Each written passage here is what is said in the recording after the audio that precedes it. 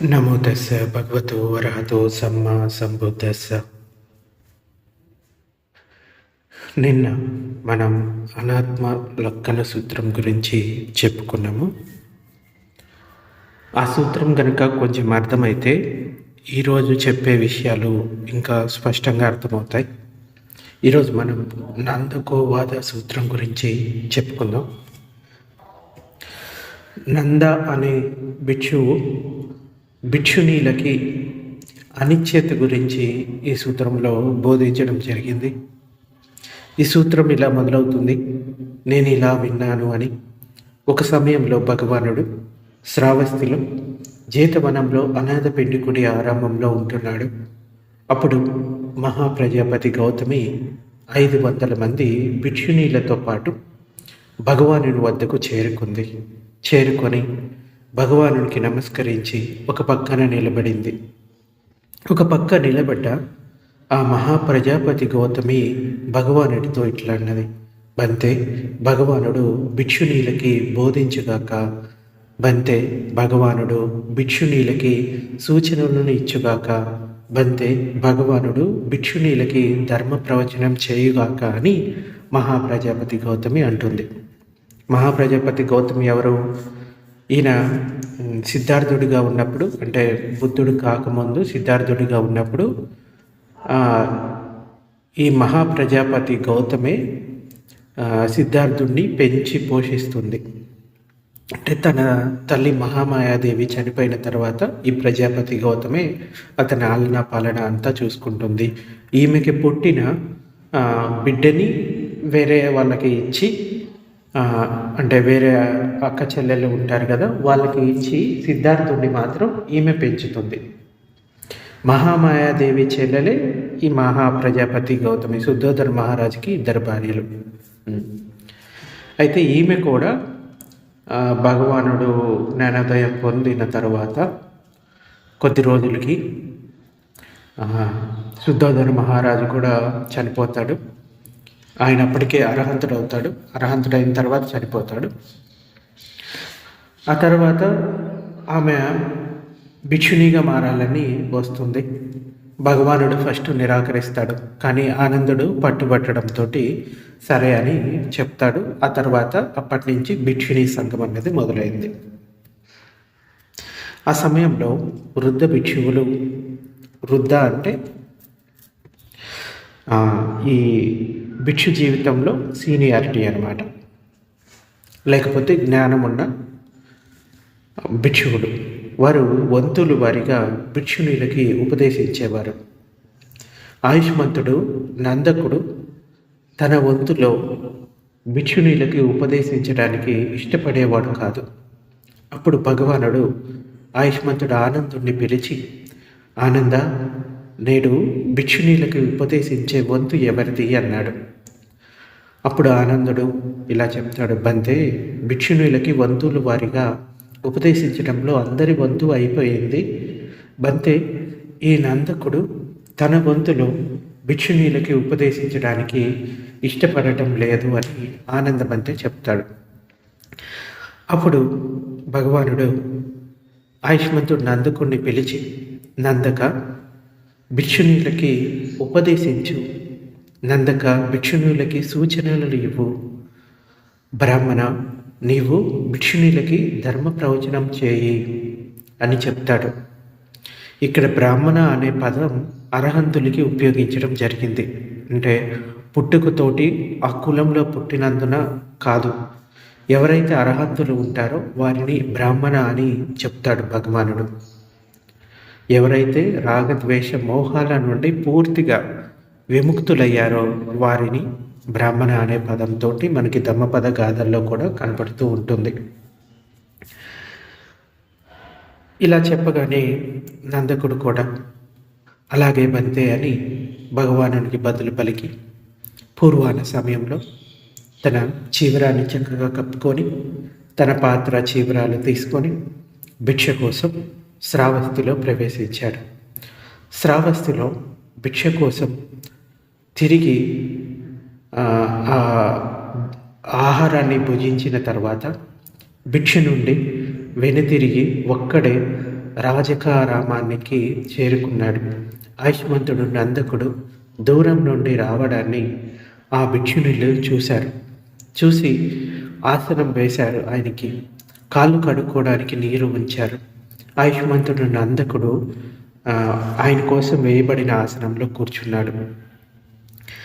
అంటే ఎవరైనా భిక్షువులు కానీ ధర్మాన్ని చెప్పడానికి వచ్చినప్పుడు వారు అంటే ఎవరైతే బోధిస్తున్నారో వాళ్ళు వినేవారి కన్నా కొంచెం ఎత్తైన స్థానంలో కూర్చోవాలి.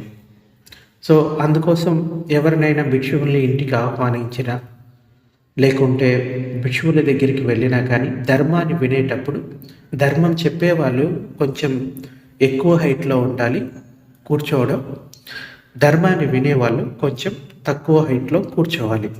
అది ధర్మానికి ఇచ్చే రెస్పెక్ట్ అనమాట. భిక్షువులకి ఉన్న నియమాల్లో అది కూడా ఒకటి. సో అందుకోసం భిక్షునీలు ఆయన రాగానే ఆయన కోసం ఆసనం ఏర్పాటు చేసి కాళ్ళు కడుక్కోవడానికి నీళ్ళు ఉంచారు. ఆయన కోసం వేయబడిన ఆసనంలో ఆయన నందకుడు కూర్చున్నాడు. కూర్చొని అప్పుడు ఆ భిక్షునీలు కూడా ఆయుష్మంతుడు నందకుడికి నమస్కరించి ఒక పక్కన కూర్చున్నారు. ఒక పక్కన కూర్చున్నాం ఆ భిక్షునీలతో ఆయుష్మంతుడు నందకుడు ఇట్లా అన్నాడు, భగినులారా. భగిని అన్న పదం పాలీ పదం. భగిని అంటే సోదరి అని అర్థం. మామూలుగా భిక్షునీలని భిక్షుని అని పిలుస్తారు, లేకపోతే సోదరి అని పిలుస్తారు. సాధారణంగా ఒక భిక్షువు ఇంకొక భిక్షునీలని పిలిచేటప్పుడు సోదరి అని పిలవడం, లేకపోతే వాళ్ళ పేరుతోటి పిలవడం అన్నది జరుగుతుంది. అప్పట్లో పేర్లు ఎలా ఉండేయంటే వాళ్ళ ఇంటి పేర్లతోటే, ఇంటి పేర్లు కాదు ఊరి పేర్లతోటే పిలిచేవాళ్ళు అనమాట. ఇప్పుడు పలానా శ్రావస్తికి చెందిన బంతే అంటే శ్రావస్తి ఇంకా ఆయన పేరు రెండు కలిపే ఉండేవారు. ఉదాహరణకి నేను శ్రీలంక వెళ్ళాను కదా, అక్కడ మామూలుగా నాకు ఇచ్చిన పేరు సిద్ధార్థ, అంటే బిక్కు సిద్ధార్థ. కానీ అక్కడ ఇండియన్ సిద్ధార్థ అని పిలుస్తారు. సో సాధారణంగా అక్కడ వేరు విలేజెస్ నుంచి వచ్చిన వాళ్ళకి ఆ విలేజ్ పేరుతోటి వాళ్ళని పిలుస్తారు. అంటే సరిగ్గా చెప్పాలి అంటే గురువు పేరుని సరిగ్గా అసలైన పేరుని చెప్పరు, విలేజ్ పేరుతోటే పిలుస్తారు. ఆ తర్వాత అర్థం కాకపోతే అప్పుడు ఆయన పేరు కూడా చెప్తారన్నమాట. అందుకు ఇక్కడ భిక్షునీలని సోదరి అని పిలుస్తారు. అప్పుడు నందకుడు చెప్తున్నాడు, సోదరి మనులారా, ఈ ప్రవచనం ప్రశ్నల రూపంలో ఉంటుంది. అందులో మీకు తెలిస్తే తెలిసింది అనాలి, తెలియకపోతే తెలియలేదు అనాలి. ఎక్కడైనా మీకు సందేహం ఉంటే, అర్థం కాకపోతే బంతే ఇది ఎలా, దీని అర్థం ఏమిటి అని మీరు నన్ను అడగండి. బంతే, అయ్యా నందకుడు ఇంత మాత్రం పలికినందుకే, అంటే ఆహ్వానించినందుకే మాకు సంతోషం ప్రసన్నత కలిగాయి. అంటే కొంతమంది భిక్షువులు ఏం చేస్తారంటే డైరెక్ట్గా ప్రవచనాన్ని చెప్పేసి అంతటితోటి అయిపోయిన తర్వాత ఏమైనా క్వశ్చన్ అండ్ ఆన్సర్స్ ఉంటే అడగమని చెప్తారు. కానీ కొన్నిసార్లు ఏంటంటే డైరెక్ట్గా వాళ్ళనే ప్రశ్నలు అడగమని వాళ్ళకి సమాధానం చెప్పడం అన్నమాట. ఇక్కడ నందకుడు అడుగుతున్నాడు, భగినులారా. భగిని అంటే సోదరి అని చెప్పాను కదా, లేకపోతే ఇక్కడ సోదరి మనులారా అని పెట్టుకుందాం. సోదరి మనులారా, మీరు ఏమనుకుంటారు? కన్ను నిత్యమా అనిత్యమా? అనిత్యం బంతే అని వారు సమాధానం చెప్తారు. అనిత్యమైనది దుఃఖమా సుఖమా? దుఃఖం బంతే అని సమాధానం చెప్తారు. అనిత్యమై మార్పుని పొందేదాన్ని, దుఃఖమైన దాన్ని, అది నాది, అది నేను, అది నా ఆత్మ అని చూడడం తగినదేనా? కాదు బంతే అని సమాధానం చెప్తారు. అయితే భగినులారా, మీరేమనుకుంటున్నారు? చెవి నిత్యమా అనిత్యమా? అనిత్యం బంతే అని సమాధానం చెప్తారు. అలాగే ముక్కు నిత్యమా అనిత్యమా? అనిత్యం బంతే అని చెప్తారు. నాలుక నిత్యమా అనిత్యమా? అనిత్యం బంతే అని సమాధానం చెప్తారు. అలాగే ఈ కాయం అంటే శరీరం నిత్యమా అనిత్యమా? అనిత్యం బంతే అని సమాధానం చెప్తారు. భగినులరా, మీరేమనుకుంటున్నారు? మనసు నిత్యమా అనిత్యమా? అనిత్యం బంతే. మరి అనిత్యమైనది దుఃఖమా సుఖమా? దుఃఖం బంతే అని సమాధానం చెప్తారు. అనిత్యమై మార్పును పొందేదాన్ని, దుఃఖమైన దాన్ని అది నాది, అది నేను, అది నా ఆత్మ అని చూడటం తగినదేనా? కాదు బంతే అని చెప్తారు. మరి అందుకు కారణమేమి బంతే? సరైన ప్రజ్ఞతో ముందే ఈ 6 లోపలి ఆయుధనాలు అనిత్యం అని ఉన్నది ఉన్నట్లుగా చక్కగా చూడటం వలన. భగినులారా, సాధు సాధు అరియ శ్రావకుడు సరైన ప్రజ్ఞతో ఉన్నది ఉన్నట్లుగా చూడటం అలాగే ఉంటుంది. అంటే ఈ 6 ఇంద్రియాలు కన్ను, ముక్కు, చెవి, నాలుక, ఇంకా శరీరం పైన ఉండే చర్మం, అలాగే మనస్సు, ఈ 6 ఇంద్రియాలు ఏవైతే ఉన్నాయో ఇవన్నీ కూడా అనిత్యమైనవే. ప్రతి క్షణం మారుతూనే ఉంటాయి. ఈ మార్పు పొందేవన్నీ కూడా దుఃఖమే. ఈ దుఃఖమైన దాన్ని అది నాది, అది నేను, అది నా ఆత్మ అని చూడటం సరైంది కాదు.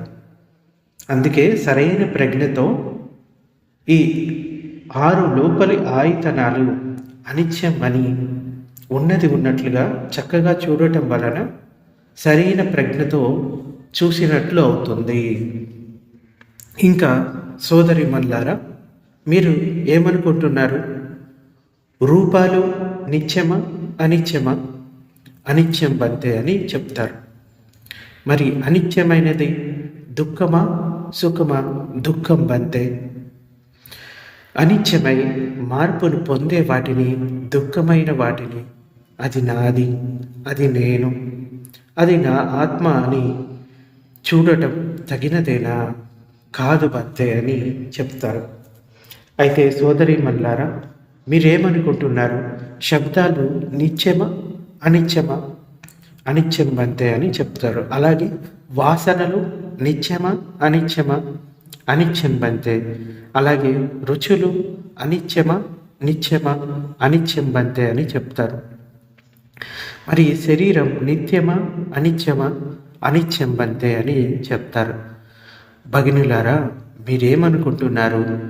ధమ్మాలు అనిత్యమా అంటే నిత్యమైనవా లేకపోతే అనిత్యమా? అనిత్యం బంతే అని చెప్తారు. మరి అనిత్యమైనది దుఃఖమా సుఖమా? దుఃఖం బంతే అని చెప్తారు. అనిత్యమై మార్పును పొందే వాటిని, దుఃఖమైన వాటిని అది నాది, అది నేను, అది నా ఆత్మ అని చూడటం తగినదేనా? కాదు బంతే. మరి అందుకు కారణమేమి బంతే? సరైన ప్రజ్ఞతో ముందే ఈ 6 బయట ఆయుధనాలు అనిత్యమని ఉన్నది ఉన్నట్లుగా చక్కగా చూడటం వలన. భగినులారా, సాధు సాధు అరియ శ్రావకుడు సరైన ప్రజ్ఞతో ఉన్నది ఉన్నట్లుగా చూడటం అలాగే జరుగుతుంది. సో ఈ బయట ఆయతనాలు అంటే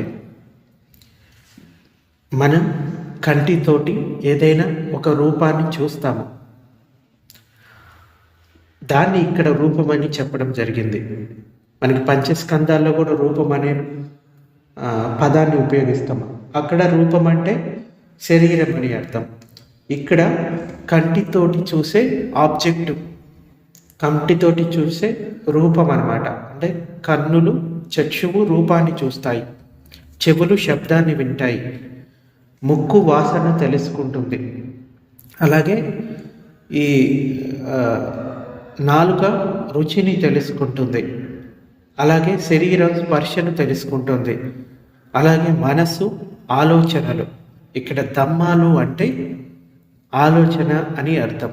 సో ఇవన్నీ కూడా నిత్యమా అనిత్యమా అంటే అనిత్యం బంతే అని చెప్తారు. ఈ అనిత్యమై మార్పును పొందే వాటిని, దుఃఖమైన వాటిని అది నాది, అది నేను, అది నా ఆత్మ అని చూడటం తగినదేనా? కాదు బంతే. ఎందుకు బంతే? సరైన ప్రజ్ఞతో ముందే ఈ బయట అంటే 6 ఆయతనాలు అనిత్యమని ఉన్నది ఉన్నట్లుగా చక్కగా చూడటం వలన. సో అరియ శ్రావకుడు సరైన ప్రజ్ఞతో ఉన్నది ఉన్నట్లుగా చూడటం అలాగే జరుగుతుంది.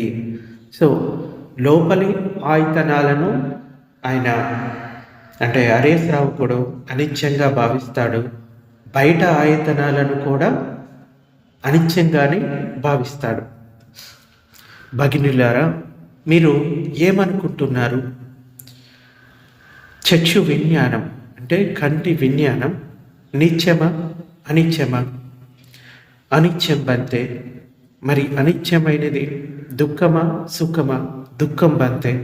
మరి అనిత్యమై మార్పును పొందే వాటిని, దుఃఖమైన వాటిని అది నాది, అది నేను, అది నా ఆత్మ అని చూడటం తగినదేనా? కాదు బంతే అని సమాధానం చెప్తారు. అయితే సోదరి మనులారా, మీరు ఏమనుకుంటున్నారు? శ్రోత విజ్ఞానం నిత్యమా అనిత్యమా? అనిత్యం బంతే. అలాగే గాన విజ్ఞానం నిత్యమా అనిత్యమా? అనిత్యం బంతే. జిహ్వ విజ్ఞానం నిత్యమా అనిత్యమా? అనిత్యం బంతే అని సమాధానం చెప్తారు. ఇంకా కాయ విజ్ఞానం నిత్యమా అనిత్యమా? అనిత్యం బంతే అని చెప్తారు. భగినులారా, మీరేమనుకుంటున్నారు? మనో విజ్ఞానం నిత్యమా అనిత్యమా? అనిత్యం బంతే అని సమాధానం చెప్తారు. మరి అనిత్యమైనది దుఃఖమా సుఖమా? దుఃఖం బంతే అని సమాధానం చెప్తారు. అనిత్యమై మార్పును పొందే వాటిని, దుఃఖమైన వాటిని అది నాది, అది నేను, అది నా ఆత్మ అని చూడటం తగినదేనా?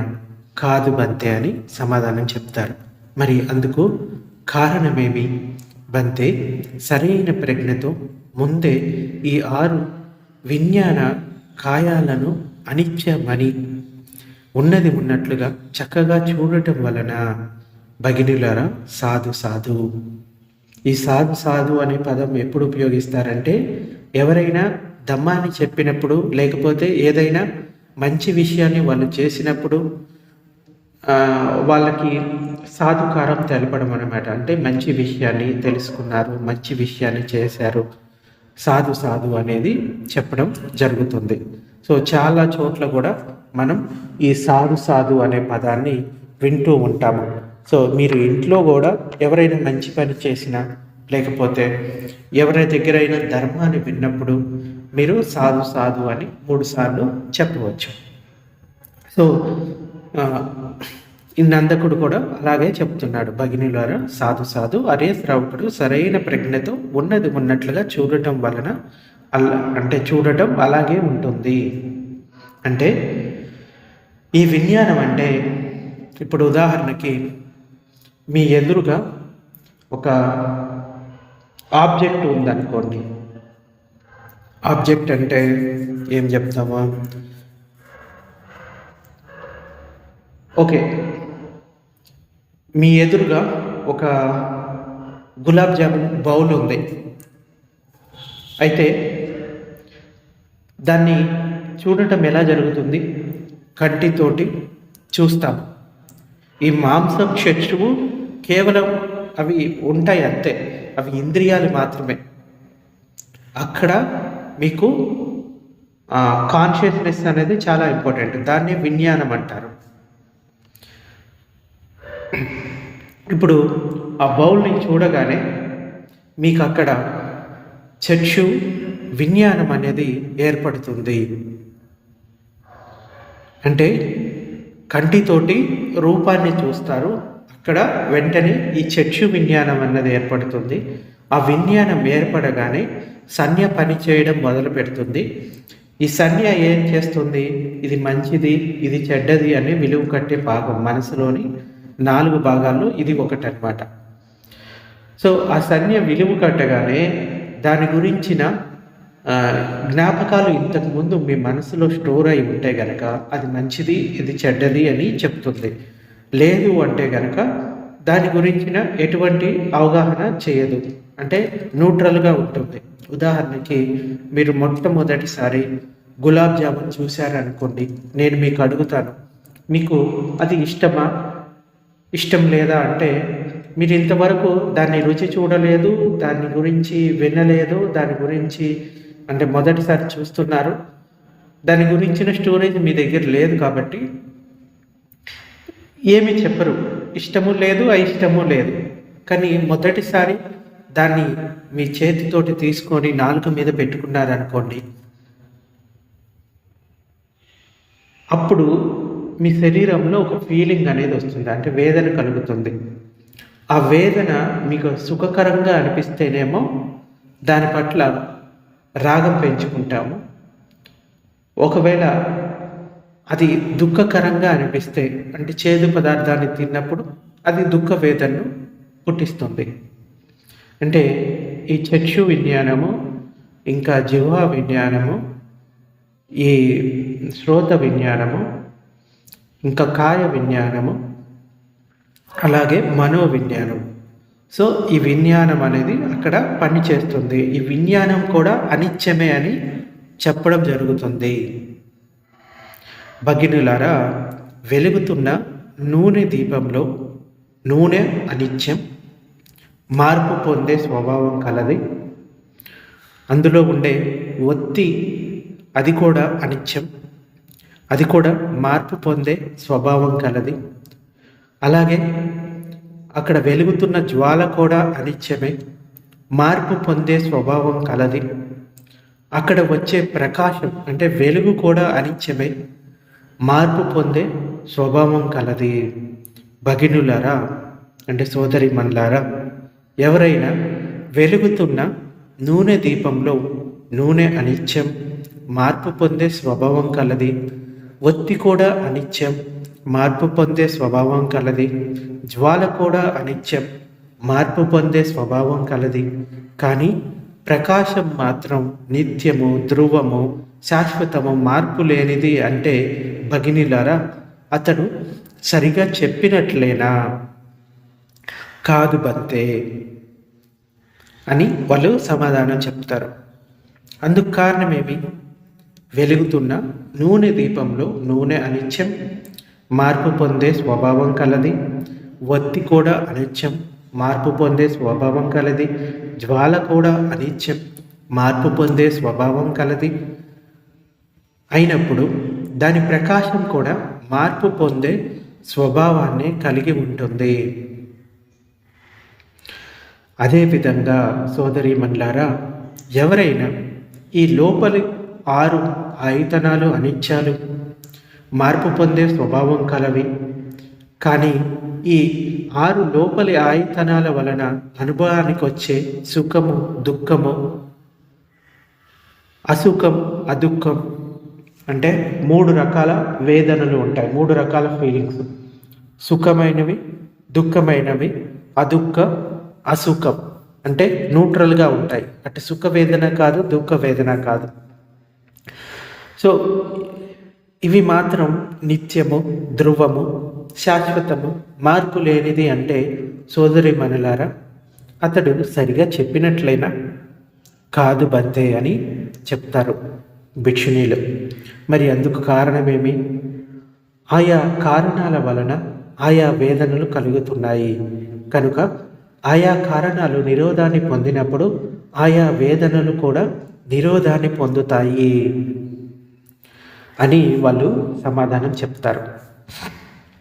సాధు సాధు భగినులారా, అరియ శ్రావకుడు సరైన ప్రజ్ఞతో ఉన్నది ఉన్నట్లుగా ఇలాగే చూస్తాడు అని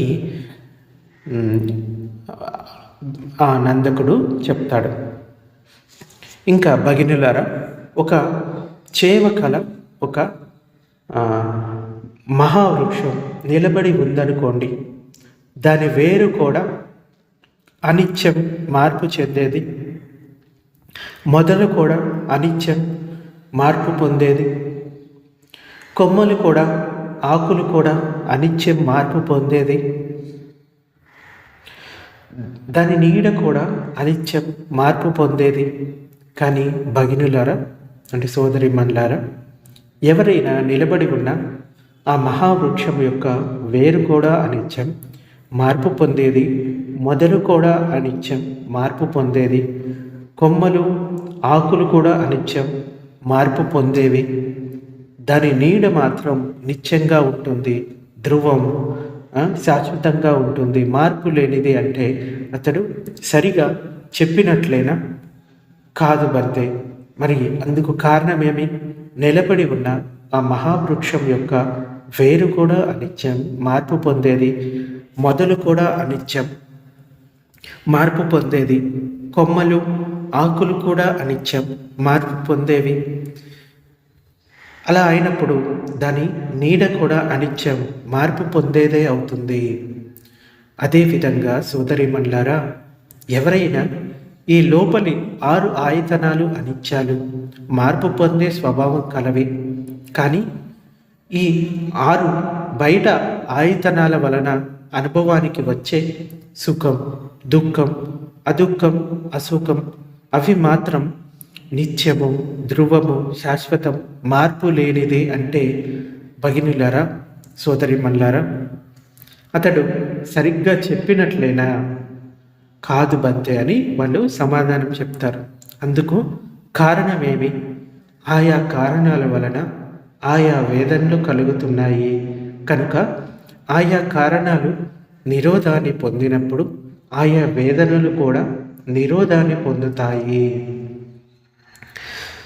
సాధు సాధు సోదరిమణులారా, ఆర్య శ్రావకుడు సరైన ప్రజ్ఞతో ఉన్నది ఉన్నట్లుగా ఇలాగే చూస్తాడు.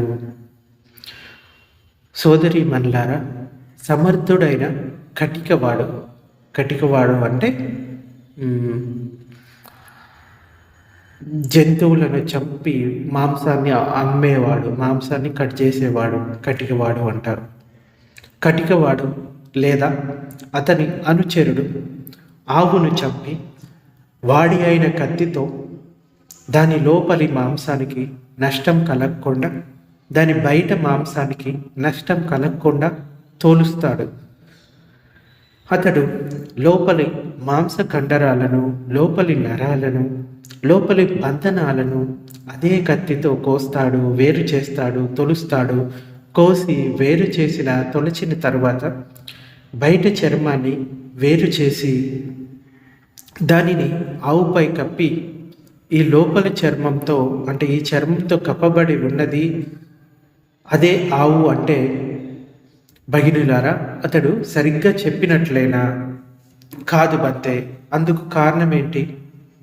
బంతే, సమర్థుడైన కటికవాడు లేదా అతని అనుచరుడు ఆవుని చంపి వాడి అయిన కత్తితో దాని లోపలి మాంసానికి నష్టం కలగకుండా, దాని బయట మాంసానికి నష్టం కలగకుండా తొలిచాడు. అతడు లోపలి మాంస కండరాలను, లోపలి నరాలను, లోపలి బంధనాలను అదే కత్తితో కోశాడు, వేరు చేశాడు, తొలిచాడు. కోసి వేరు చేసి తొలిచిన తర్వాత బయట చర్మాన్ని వేరు చేసి దానిని ఆవుపై కప్పి ఈ చర్మంతో కప్పబడి ఉన్నది అదే ఆవు అనటం సరికాదు. ఎందుకంటే మొదటి ఆవుకి ఆ చర్మం అంటుకొని ఉండేది, కానీ ఇప్పుడు అది విడిపోయి ఉంది. సోదరిమణులారా, అర్థాన్ని వివరించడానికి నేను ఆ ఉపమానాన్ని చెప్పాను. దాని ద్వారా చెప్పదలుచుకున్న అర్థం ఇది ఏంటంటే, లోపలి మాంసం అంటే 6 లోపలి ఆయతనాలకు పేరు, బయట చర్మం అంటే 6 బయట ఆయతనాలకు పేరు. లోపలి మాంస కండరాలు, లోపలి నరాలు, లోపలి బంధనాలు అంటే నంది రాగాలకు పేరు. నంది రాగాలు అంటే మనసులో ఉండే రాగం అన్నమాట, రాగతృష్ణ.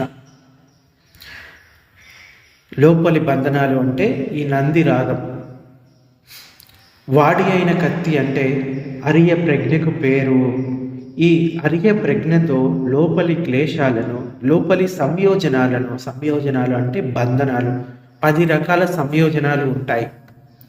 అలాగే లోపలి బంధనాలను కోస్తాడు, వేరు చేస్తాడు, తొలుస్తాడు.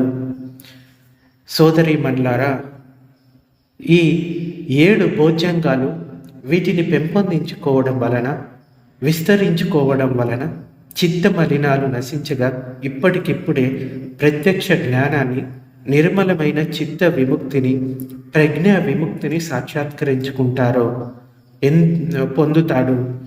ఏ 7 సోదరీమణులారా, ఇక్కడ భిక్షువు ఏకాంతాన్ని ఆశ్రయించుకొని, విరాగాన్ని ఆశ్రయించుకొని, నిరోధాన్ని ఆశ్రయించుకొని, త్యాగాన్ని పరిపక్వం చేసి సతి సంబోధి అంగాన్ని పెంపొందించుకుంటాడు. అలాగే ధమ్మ విజయ సంబోధి అంగాన్ని పెంపొందించుకుంటాడు. వీర్య సంబోధి అంగాన్ని పెంపొందించుకుంటాడు. ప్రీతి సంబోధి అంగాన్ని పెంపొందించుకుంటాడు. ప్రశప్తి సంబోధి అంగాన్ని పెంపొందించుకుంటాడు. సమాధి సంబోధి అంగాన్ని పెంపొందించుకుంటాడు. ఏకాంతాన్ని ఆశ్రయించుకొని, విరాగాన్ని ఆశ్రయించుకొని, నిరోధాన్ని ఆశ్రయించుకొని, త్యాగాన్ని పరిపక్వం చేసే ఉపేక్ష సంబోధి అంగాన్ని పెంపొందించుకుంటాడు. సోదరీమణులారా, ఈ 7 భోజ్యంగాలు వీటిని పెంపొందించుకోవడం వలన, విస్తరించుకోవడం వలన చిత్త మలినాలు నశించగా ఇప్పటికిప్పుడే ప్రత్యక్ష జ్ఞానాన్ని, నిర్మలమైన చిత్త విముక్తిని, ప్రజ్ఞా విముక్తిని సాక్షాత్కరించుకుంటాడు, పొందుతాడు. అప్పుడు ఆయుష్మంతుడు నందకుడు ఆ భిక్షుణులకి ఈ విధంగా ఉపదేశించి, సమయమైంది సోదరీమణులారా, వెళ్ళండి అన్నాడు. అప్పుడు ఆ భిక్షుణీలు ఆయుష్మంతుడు నందకుడి మాటలను అభినందించి, ఆమోదించి ఆసనం నుండి లేచి ఆయుష్మంతుడు నందకుడికి నమస్కరించి ప్రదక్షిణగా తిరిగి భగవానుని వద్దకు చేరుకొని భగవానునికి నమస్కరించి ఒక పక్కన నిలబడ్డారు. ఒక పక్కన నిలబడ్డ ఆ భిక్షునీలు భగవానుడు అంటే ఆ భిక్షునీలను భగవానుడు ఇలా అడుగుతాడు, భిక్షునులారా, సమయమైంది, వెళ్ళండి అన్నాడు. అప్పుడు ఆ భిక్షునీలు భగవానుడికి నమస్కరించి ప్రదక్షిణగా తిరిగి వెళ్ళిపోయారు. అప్పుడు భగవానుడు ఆ భిక్షునీలు వెళ్ళిన కొంతసేపటికి భిక్షువులను సంబోధించి, భిక్షువులారా, ఉపోసదం యొక్క 14వ రాత్రి చంద్రుడు అసంపూర్ణంగా ఉండడం వలన చంద్రుడు అసంపూర్ణంగా ఉన్నాడా, పూర్ణంగా ఉన్నాడా అని ఎవరికి అనుమానం కానీ తికమక కానీ కలగదు. అదేవిధంగా భిక్షువులారా, ఆ భిక్షునీలు నందకుడి ధమ్మబోధ వలన సంతోషంగా ఉన్న వారికి ఇంకా తృప్తి కలగలేదు. అప్పుడు భగవానుడు నందకుడిని పిలిచి, అయితే నందక, రేపు కూడా నీవు ఆ భిక్షునీలకి మళ్ళీ అదే బోధను వినిపించు అన్నాడు. అలాగే బంతే అని ఆయుష్మంతుడు నందకుడు భగవానునికి బదులు పలికాడు. అప్పుడు ఆయుష్మంతుడు నందకుడు ఆ రాత్రి గడిచిన తర్వాత పూర్వాహ్న సమయంలో చక్కగా చీవరాన్ని కప్పుకొని తన పాత్ర చీవరాలను తీసుకొని భిక్ష కోసం శ్రావస్తిలో ప్రవేశించాడు. శ్రావస్తిలో భిక్ష కోసం తిరిగి భుజించిన తర్వాత భిక్ష నుండి వెనుతిరిగి ఒక్కడే ఆ ఆరామానికి చేరుకున్నాడు. ఆయుష్మంతుడు నందకుడు దూరం నుండి రావడాన్ని ఆ భిక్షునీలు చూశారు. చూసి ఆయన కోసం ఆసనం ఏర్పాటు చేశారు. కాలు కడుక్కోవడానికి నీరు ఉంచారు. ఆయుష్మంతుడు నందకుడు తన కోసం వేయబడిన ఆసనంలో కూర్చున్నాడు. ఆ భిక్షునీలు కూడా ఆయుష్మంతుడు నందకుడికి నమస్కరించి ఒక పక్కన కూర్చున్నాడు. ఒక పక్కన కూర్చున్న ఆ భిక్షునీలతో ఆయుష్మంతుడు నందకుడు ఇట్లా అన్నాడు, సోదరీమణులారా, ఈ ప్రవచనం ప్రశ్నల రూపంలో ఉంటుంది.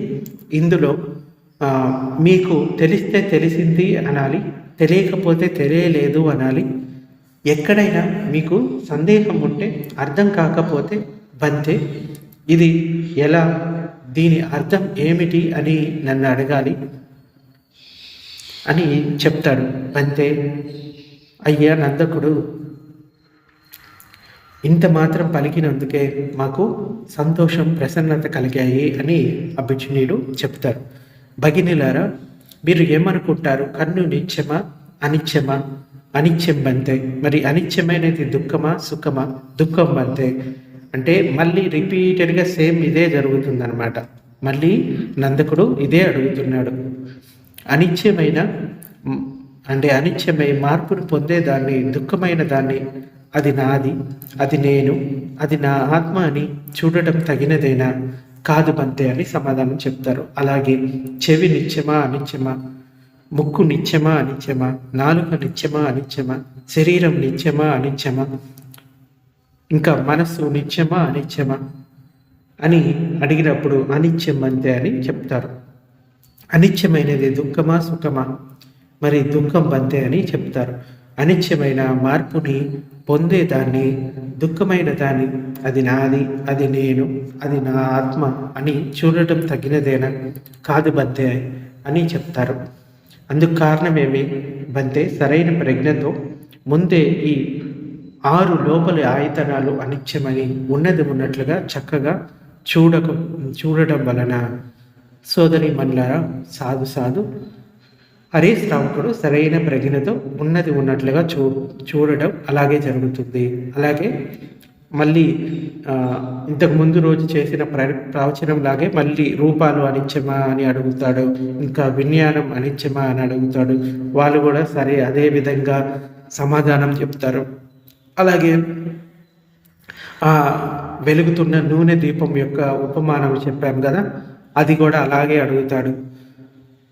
మళ్ళీ వాళ్ళు కూడా సేమ్ సమాధానం చెప్తాడు. అలాగే మహావృక్షానికి సంబంధించిన ఉదాహరణ కూడా మళ్ళీ అదే అడుగుతాడు.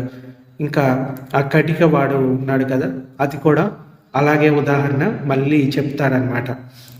సో ఈ విధంగా మొత్తం చెప్పిన తర్వాత ఈ 7 భోజ్యంగాలకు సంబంధించిన విషయాలు కూడా మళ్ళీ చెప్తాడు. అప్పుడు ఆయుష్మంతుడు నందకుడు ఆ భిక్షునిలకి చివరిగా ఇలా చెప్పేసి ఈ విధంగా ఉపదేశించి, సమయం అయింది సోదరి మనులారా వెళ్ళండి అన్నాడు. అప్పుడు ఆ భిక్షునిలు ఆయుష్మంతుడు నందకుడి మాటలను అభినందించి ఆమోదించి ఆసనం నుండి లేచి ఆయుష్మంతుడు నందకుడికి నమస్కరించి ప్రదక్షిణగా తిరిగి భగవానుడి వద్దకు చేరుకొని భగవానుడికి నమస్కరించి ఒక పక్కన నిలబడ్డారు. ఒక పక్కన నిలబడిన భిక్షునిలని భగవానుడు ఇలా అన్నాడు, భిక్షునిలారా సమయం అయింది వెళ్ళండి అన్నాడు. అప్పుడు ఆ భిక్షునిలు భగవానుడికి నమస్కరించి ప్రదక్షిణగా తిరిగి వెళ్ళిపోయారు. అప్పుడు భగవానుడు ఆ భిక్షునులు వెళ్ళిన కొంతసేపటికి భిక్షువులను సంబోధించి ఇలా చెప్తాడు,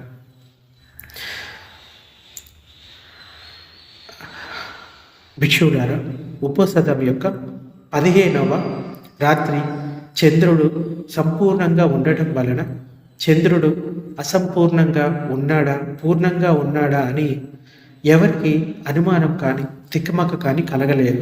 అదేవిధంగా భిక్షువులారా, ఆ భిక్షునీలు నందకుడి ధమ్మబోధ వలన సంతోషంగా ఉన్నారు, తృప్తిగా ఉన్నారు. భిక్షువులారా, ఈ 500 భిక్షునీలలో చిట్ట చివరి భిక్షుని కూడా శ్రోతాపన్నాయి ధర్మం నుండి జారిపోనిదే నియత సంబోధి పరాయణమై ఉంది.